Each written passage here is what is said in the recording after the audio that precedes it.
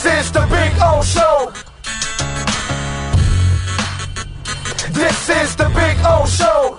Greg Sporting Wood says, in all honesty, if they play well against Tampa, it might be more disheartening. Then we will question why they didn't do this the past 3 weeks. Well, Greg, it's look, man, there's no way of approaching this in a way that's going to satisfy anybody, Greg. Not you, not me, not anybody. But if they play well, yeah, of course, you can question and wonder why. I mean, you saw the screw-ups the last few weeks. So that they could have played a lot better. They could have stayed away from a whole bunch of stupid-ass mistakes. We all know that. But you have 13 games left.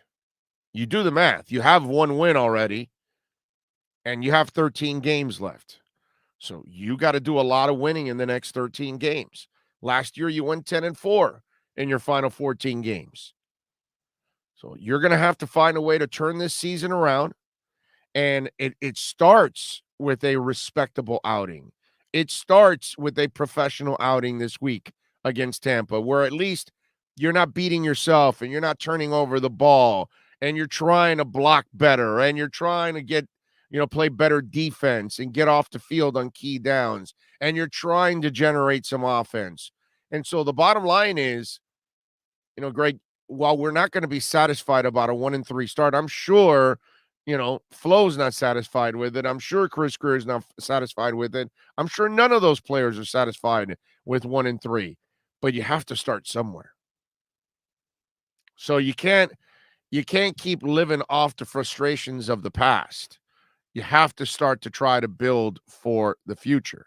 So if you do get a performance this week that's respectable, you have to feel like, okay, maybe now some progress can be made. And then if you can then top off a good performance this week with a win against the Jags, then you start to head in the right direction. And then you can start to build some momentum. Look, man, first year, you were trying to figure everything out. You lost the first 7 games. And then you kind of figured things out and you went 5-4. Last year, you went 0-2. And then you kind of figured things out and got on track. Okay, so this year you lost 3 in a row now. You got to figure out a way to, fix the issues. That's it. But there's plenty of games left. And I could say, you lost 2 in a row last year, and then you started to get on track. Well, this year you got 17 games. So you got a freebie game. You lost 3 in a row. Well, now's when you got to turn things around. It's not. See, the positive about all of this is it's not the end of the season. I understand that some of you have given up on Chris Greer, have given up on Flo, have given up on all the draft picks, have given up on Tua, you've given up on the season. I get that. There's some of you out there, because of the past, you've given up on everything. So I can't walk you off the ledge. I can't.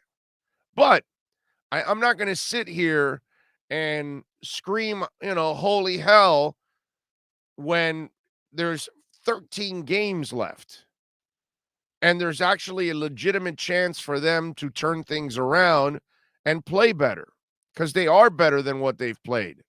Now, the question is, and this is where this is where my doubts are. This is where they lie.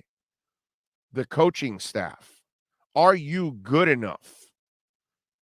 Because right now I'm at a point where I'm not believing all these players are bad.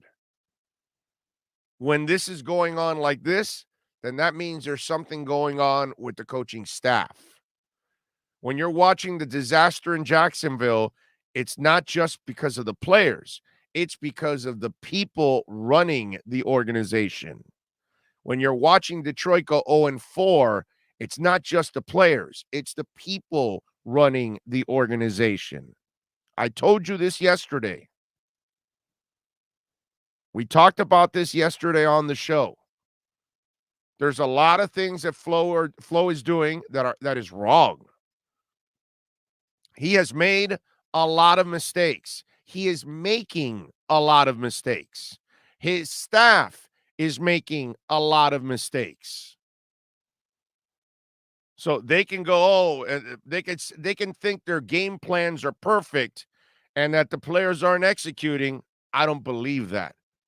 I know the players aren't executing, but I also know they're not getting it done. Okay? Because when you continue to put Jakeem Grant out there at wide receiver, you don't know what the hell you're doing. When you're keeping Albert Wilson on a roster, you don't know what the hell you're doing. Bottom line. And if every week your quarterback's going to play scared at the beginning of a game and wait till the end when it's all over to start throwing it downfield, you don't know what the hell you're doing. And when Myles Gaskins is not playing more over Malcolm Brown, you don't know what the hell you're doing. And when you're not using, Mike Gesicki more, and you waited till this week now to throw it to him a bunch, you don't know what the hell you're doing. There's a lot of things going on right now, and I got to blame the coaches. Because if it's one player, that's fine. But when I see it all over the place, oh, dude, I'm sorry. I got to think a better offensive line coach would have reached somebody. I got to think a better offensive coordinator would have gotten more production. These are the things that I got to think of. I got to think a more experienced head coach wouldn't have put rookie offensive coordinator, rookie line, injury-prone quarterback all together thinking that that's a good idea. There are things that are going on that you have to, it's too lazy to just say, oh, it's all the players. They all suck. All the picks suck. No, dude, I'm sorry. No, they don't all suck. You suck. You suck in preparing right now. You suck in not reading your team the right way. The coaches are failing the players more than the players are failing the team. That's what's going on right now. You chose Jacoby Brissett, right, Flo? Because he was in New England with you. Because you know him, you like him, you can win with him. Well, that was your choice, dude. Yeah, I know you're a former scout. We got to be honest with ourselves here. It can't be just, let's just point at every player and say every player that's underachieving, they all suck and they were all bad picks. That's bullshit. That's complete bullshit because it's everywhere. X is getting burned. I'm watching X get burned every week, dude. This isn't like 1 week out of the 4. No. Every week he's giving up key plays too. So please don't tell me that, oh, it's all the players and every draft pick is terrible and every free agent pick is terrible. And, if the coach is deciding quickly and this is the coach that changes offensive coordinators every year. This is the coach that's changing offensive line coaches every year. This is the coach that brings in former Patriots and discards them right away, like Van Noy and like Karras. This is what he's doing. So I have to lean right now a lot on the coaches. And if you're going to keep changing offensive line coaches, offensive linemen all over the place, then you don't know what the hell you're doing either. You can't keep moving the kids around, man. You gotta be, your job as a coach is to see what they are and say, okay, this is what you're going to be. Work at it. Not this is what you're going to be this week, and then next week we're going to move you over, and then we're going to move you over again. Can't do that. Eichenberg will never settle down that way. And you know what, Jesse Davis, while he's a terrific blue-collar backup guy, he's never been able to settle on one position because they use him all over the place. And now Austin Jackson will probably get moved. But then who is now becoming the left tackle for now? I got to blame the coaches at one point or another. And they're the ones that have to prove to me that they know what the hell they're doing. Right now, in this situation, there are too many mistakes, personnel-wise, X's and O's wise, all that kind of stuff. That before I actually get to the personnel, I need to make sure that the people that are preparing the meal know what the hell they're doing.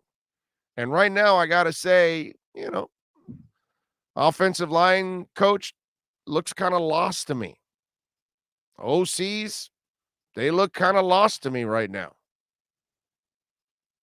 And the Jacoby Brissett signing, wow. Holy crap. I mean, I wasn't a big Jacoby Brissett guy, but now watching him, like, I want no part of him. None. Like, he's worse than I thought he was. I remember some Dolphins, well, at least we got a backup that can keep things afloat, and if anything goes, he'll and I'm like, no, he's not. And now watching him, I can guarantee you ain't gonna win jack shit with that guy. You don't win with people that play scared, and you don't win with people that it takes them forever to make decisions back there. No, you're not gonna win like that. Not in this league, man.